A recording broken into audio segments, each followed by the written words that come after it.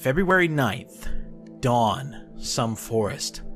It should have been a night like any other, but then Chris Redfield came in and destroyed our family. He took Rose away, shot Mia right in front of me.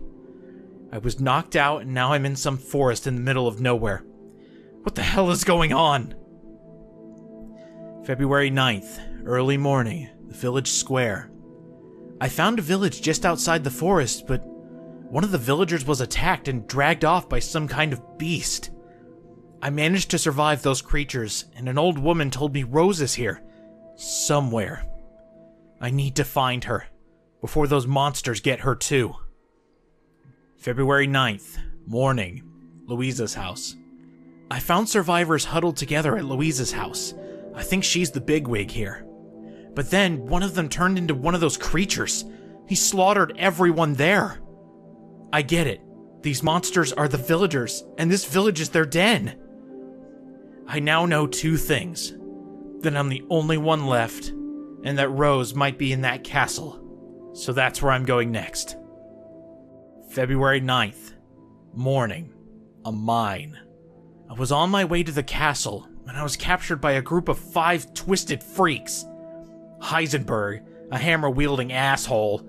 Dimitrescu is the tallest woman I've ever seen. Donna has some kinda creepy doll. Moreau is some nasty pus-spewing thing. And last of all, their mother, Miranda. They can control those creatures too. What are these people? February 9th, morning, in front of the castle. Some merchant, calls himself the Duke, appeared out of a horse-drawn caravan. He seems to know what's happening here. I don't trust him. But I don't have time for that. I need to search this castle for Rose. Or at least some clues. Speaking of castle, where were we? Oh yeah! Oh! I gotta get out of here before they come back. Yeah, okay. I saw a prompt up here, but I can't imagine what this is going to do.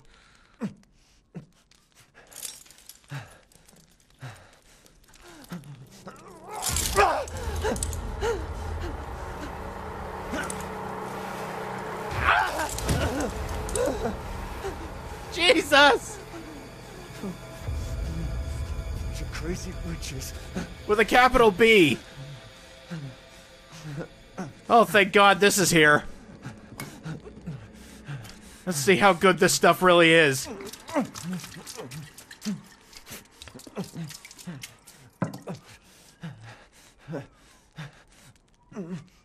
There we go. Good as new.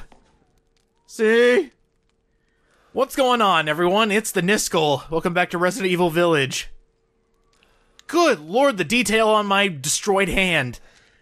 Now, before those of you in the audience call BS, Ethan has reattached his foot thanks to that healing stuff. So don't give me BS, because in the realm of Resident Evil Village and in Biohazard, it works. So we're gonna run with it. But thankfully, that's the last thing that'll ever happen to Ethan's hand. I mean, what could possibly happen more? We've had spikes, we've had half of our hand bitten off. It's fine. There's nothing else that could possibly happen to Ethan's hands. I need to go back into the footage and see if that's actually still there. I never noticed it when I came into the room, but, yeah, maybe it is there the entire time. But let's talk about collectible treasures. We will be getting every single one in the game. I like that you can look at it close up just to take a look at it.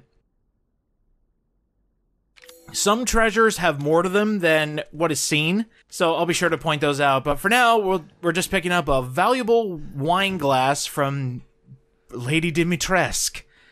Which, by the way, oh, mama, she's tall! Everyone locks their doors around here. Oh, maidens of the harvest, they must be vampires too. Great. So when Resident Evil Village started getting traction, especially after the first trailer, my thought was, finally, Resident Evil is going away from zombies and going to mythical creatures. Like lichens and vampires. thank God we're not back to serious territory.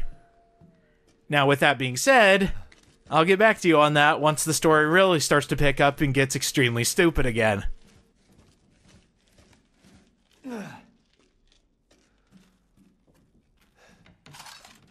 I'm not even going to question at this point why there is a hole in the fireplace that somehow leads to a back secret room.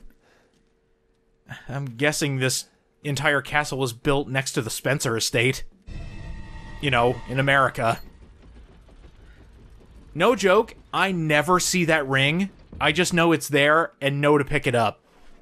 And conveniently swings open the secret wall door for us to get out into this hallway. Sweet. And now just gonna do a precautionary measure before we loot this entire hallway. Come over here and unlock this door.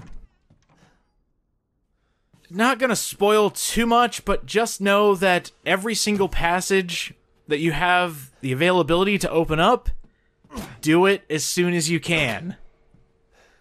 And while we're in this realm of checking everything, I'm gonna go ahead and steal as much as we can.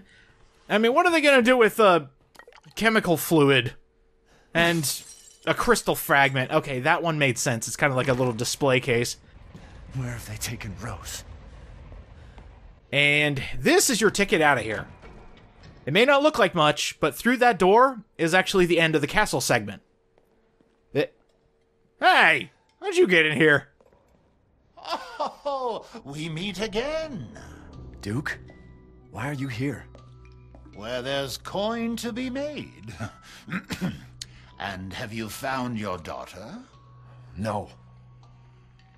If she is truly here, the lady of the castle would have kept little Rose in her private chambers, would she not?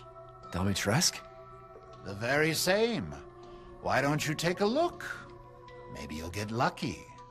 And speaking of looking, care to make a purchase? I love that the Duke has no explanation as to how he gets from outside to in here. You would assume he just picks himself up and goes to the different locations. The Wandering Merchant from 4 also did the same thing, where he would just appear in the most random of spots, where you needed him most. So, I'm okay with this. Not gonna call it into question, because there's no point. God created man's back to carry burdens, but to think you want to pile on even more. Pay me no mind. You got it, Duke. Good day, then. Bigger attache case means we can carry more stuff, but I really don't have too much stuff to actually carry. I really like that all the crafting items are in their own separate tab. This means I can just craft to my heart's content, and then it'll fill up my attache case. It's still an in-depth game mechanic. I really do like the attache case. It's been a brilliant idea since 4, and I never understood why they went away from it. But then again, 5 and 6 were vastly different animals, so I guess it's okay. For a game like this, where you're going to be picking up a lot of stuff, and even Biohazard for that matter, you're going to be picking up a lot of stuff, so having the available space is very handy. It's better than 9 squares, which, granted, having 9 individual squares meant, you know, you could put one gun in one square, but it's not nearly as dynamic. Also, if you run out of space, well, that's just, you know, you throw your arms up and go, well, what am I wasting now? Or what gun should I reload real quick? I mentioned in the last episode that the RE engine has amazing superpowers, where it can make things look photorealistic. And Capcom has known this for a while, that their engines are very good at making realistic graphics. The first demo for Resident Evil Village was the Maiden demo. It was exclusive to PlayStation 5 for some reason. I guess Sony gave them a little extra money. But you could play as an unnamed maiden, which might have some story relevance in this episode, actually. But there was no combat. There was no enemies. The only reason it existed was to take a look at how damn good the game looked. That's my own words, not actually the creators. Her best vintage is Sanguis Virginie, meaning maiden's blood. Oh no. Bottle decorated with intricate silver flowers. Lady Dimitrescu makes her own wine. And from the looks of it, she's very good at it. She puts blood, sweat, and tears into every single bottle, with the emphasis on blood. I really do like the combination of vampire plus blood wine. It's a good combo. Makes for an interesting character. And since Lady Dimitrescu was basically the entire marketing decision, good job, Capcom. You say you didn't know that the very tall vampire lady wouldn't attract attention? Yeah, way to play dumb. Good job, guys. It's probably a good idea that they kept the marketing on the most recognizable character and the one that everybody wanted to see the most. Because, yeah, I've got a complaint about the second half of this game. But also, it's a good option for your marketing department to put the earlier parts of the game in your marketing materials and save the best for later. Unfortunately, with Resident Evil Village, the best is in the middle. Well, we'll get to that.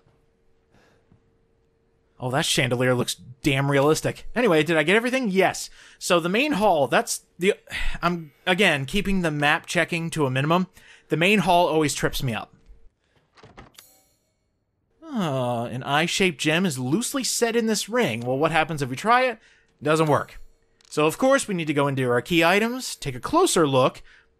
I know I can't use that as is. Get out of here. But you could take the maroon eye from the ring, and then we could try again. Open up, please.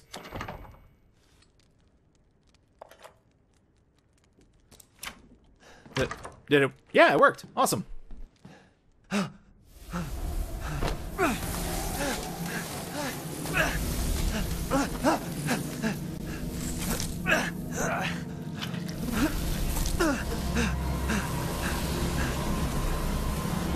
I haven't cut open a man in a while.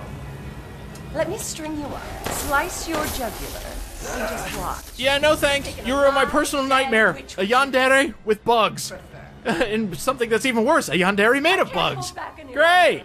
She loves me so much she wants to cut me open, but I think this isn't foreplay. I think it's real! Alright, just need to, yeah, don't even worry about gunfire on all of these Daughters of Dimitrescu. They can't be hurt by bullets. So just run, maybe look for something in yellow, and fall straight to the basement. The reliance on using the only visible parts of Ethan to be the things that create horror, it's a good decision and a bad decision. The good decision is, yeah, you can see some carnage happening to Ethan's hands and feet. The bad part is, that's the only thing you can rely on when trying to convey body horror. So it kind of becomes a running gag of how many things can happen to Ethan's hands. Well, I'm glad nothing else will happen to Ethan's hands. This journal entry is actually very important to the world building of Castle Dimitrescu. I really like it because of the third page right here. Open the window just a crack, and then this person who wrote the note fears that she will never be seen again. This is who I think the maiden demo is about. Because this is pretty much the exact same area. And we'll be getting into the wine cellar. Well, we're pretty much there. But right through there in that little hole in the wall. Yeah, let's go ahead and come over here because this is important. Also, I see a very tall lady in here.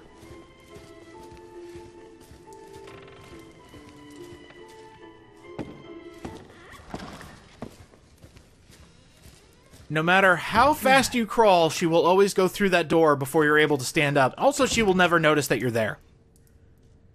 This room is really cool. It was cool in the maiden demo, and it's still cool here, because it has one detail that I never even noticed my first couple times playing. Lady Dimitrescu makes her wine out of the freshest blood and servants who piss her off. I never knew there was a hand in there. There's a whole body in there. Huh. I'm just gonna kind of breeze by that and just shake this for myself. Hey, look, it's a crystal fragment. Awesome. Oh, good lord. Yeah, so the viciousness of Resident Evil Village has picked up from its predecessor, which I'm definitely okay with. A lot more carnage, because it's a sequel. We need it. And then we have this. Looks pretty neat, doesn't it? Like a piece of art. Long forgotten in a basement. Why is this here? Now, I'm not going to call out game design, because it's perfectly fine in a survival horror game. It's a puzzle. Trust in the light. So, push this. Push it more. Use that physics engine. Alright, here we go, here we go. Gonna do a monster push here. Yeah! Yeah, it worked! I have never figured out why this is here. It's a piece of artwork, but also simultaneously a door? Like, just imagine if you had to light this yourself. I mean, Lady Dimitrescu could probably do it because she's 9 feet tall. And that's not a guesstimate, that's actual. But, yeah, she could just move it over, light it. And, this part is legitimately terrifying. And this is also where the maiden demo begins.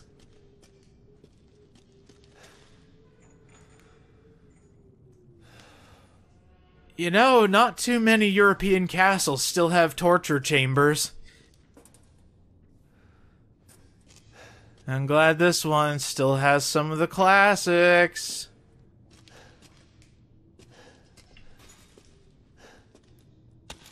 Oh. The Goblin Gimp Mask. Perfect for my freaky nights out.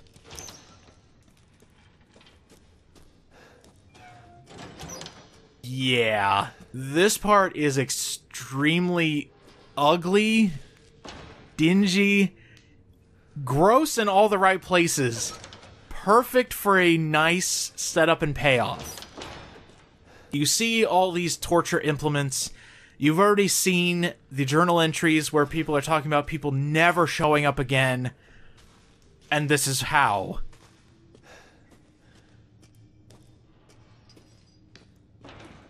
Oh, good old-fashioned rack. Good for pulling people. Getting the knots out of their backs. Candidates. Irina, Michaela, Lois, and Ingrid. The rejects. That's a lot of names.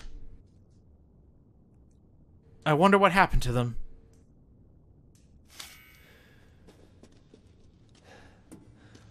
So you noticed a few candidates actually made it. There have been some... let's not call them experiments. Let's call them torture victims who survived. There aren't a lot of survivors down here. And many of their bodies have turned black and have decayed. But the ones who did make it through all the torture, hurt within an inch of their life, something happened to them.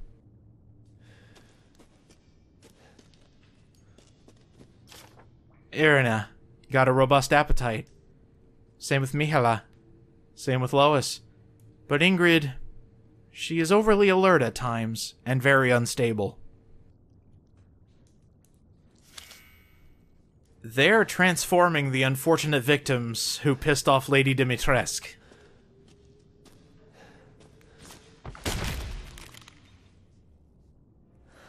I'm sorry. I didn't mean to knock you off the ceiling. It was very rude of me. From a gameplay standpoint, this is really neat. It's nice and dark, it has candles in all the right places. Very nice setup. Now, this being a Let's Play, check your map. There's a lot of missable items around this place, and also, since it's pitch black, it's easy to miss. There's something in the dark.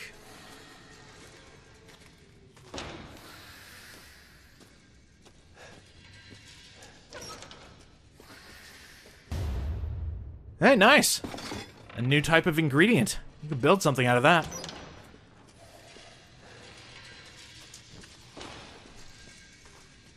I still hear it. Where the hell is it? From the darkness! That is such a great effect, but yeah, we have a new enemy type. Hello there. You guys are pretty ghoulish. Nice! It worked! Alright, so you can basically parry enemies. The smaller enemies around here, if you block their attack, you can hit the left bumper again to push them away. And the game will give you a prompt almost every time, just so you know you did it right. But it is extremely helpful, especially when you are running low on ammo, to push them away. Because around this point, if you're as bad at shooting things as I am, you're going to run out of ammo fast.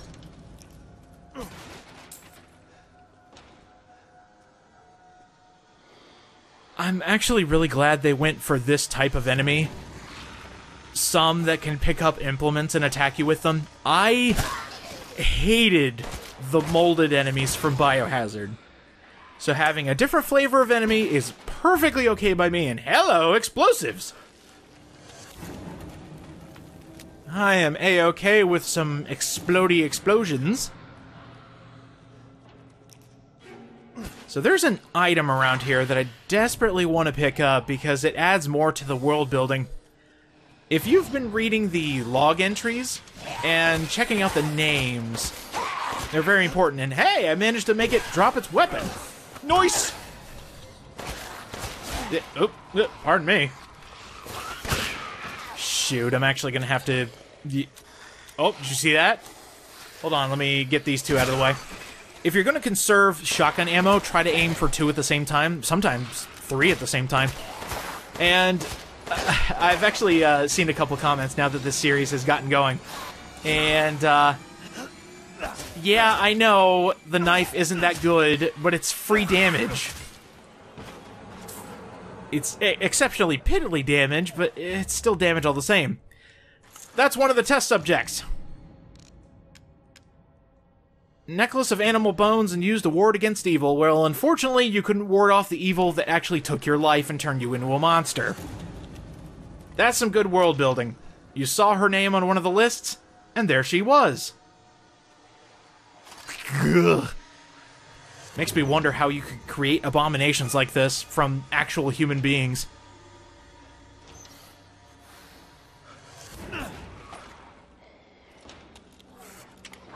Alright, since I have to conserve a little bit of ammo, let's go ahead and play a little game. We're gonna walk around you. I hope you don't mind. Just swirl around you, maybe close the door in your face. Ow. Okay, maybe we need to do just a tad more damage. If you actually, ready up your knife, you can do like an extra stab that deals just a tad more damage. Not by much. But, hey, right there. That is a special move that you can do in this game. It's called a quick heal cancel. That's precisely what I called it, and absolutely no one else calls it that. But as you're doing the animation for healing yourself, as soon as you see your health go to a different color, back to green fine, you can guard and disrupt the animation and stop it prematurely, so you can go back to, like, shooting or stabbing. It's a nice little effect, especially when you're, pinned in a corner. We're gonna be back for that, no worries. I can't believe Cassandra caused all this mess. You've gotta be kidding. And she can walk right through bars, alright! This isn't good, I thought I had more time. Blood out when they're alive, and it's that. Ow! Ow, ow, ow, ow, ow! Okay, the bugs bite. The bugs bite, they go through my skin, it hurts a lot. Even though I said don't use guns, the stronger the firepower, the more she'll be disrupted. So, this is going to sound disgusting, but she is entirely made of bugs. If you shoot enough bugs out of the way, she will just stop attacking altogether. Like right now, see? Just a few shots, maybe one shot from the shotgun, and she'll turn into a giant swarm. That's the best way to escape from these daughters. Man's blood. I can't wait. Please wait. No, I don't want you to take my blood. I don't want you to bite me. Even though that sounds kind of hot, I'm out of here. Go ahead and make plenty of ammo, make a few healing items, because you're definitely gonna need it. Where are you going, little one? Hi!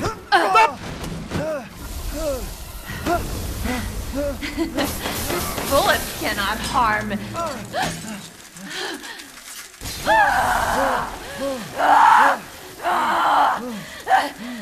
You stupid man thing! Well, it's a good thing our daughter was actually stolen in the middle of winter. Hi, Bella. It's time to fight our first mini-boss. Feel no pain. Yeah, she says she feels no pain, except, yeah, I can't... Oh my god, I actually did a parry! That was the coolest thing I've ever done in my life. I didn't even know you could do it to mini-bosses. Keep that eye. So, Bella, she will be continuously trying to attack you, but since she is in the brisk cold of winter, constantly shoot her. Her weak spot is her head, just like a bunch of other things.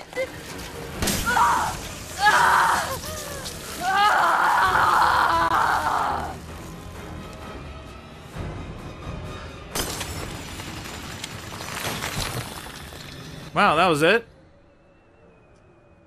That was kind of fast. Huh. Maybe next time, Capcom, don't make your marketing about the first few enemies in the game that are easily disposed of. Also, do you think Lady Dimitrescu is going to be extra mad that I took her daughter's torso? I mean, it looks pretty cool, all crystallized and such. Looks like she has crystal wings or crystal arms. Yeah, that's a really neat effect on how they just crumble into crystal. And that was an extremely fast fight. Yeah, that was our first boss. Over and done with in about 30 seconds. I have a bone to pick with this game. And that's one of the small nitpicks I have. But we'll save those for another time because, ooh. Here we go. Sanguis Virginie. We've got the wine, we fought our first boss. I think that's a good place to stop. 1 out of 3 daughters down. We'll take out Dommy Mommy later. Next time on Resident Evil Village, we're gonna go put this wine where it belongs, and you know what? I'm just gonna take in the brisk winter air. I'll see you guys next time.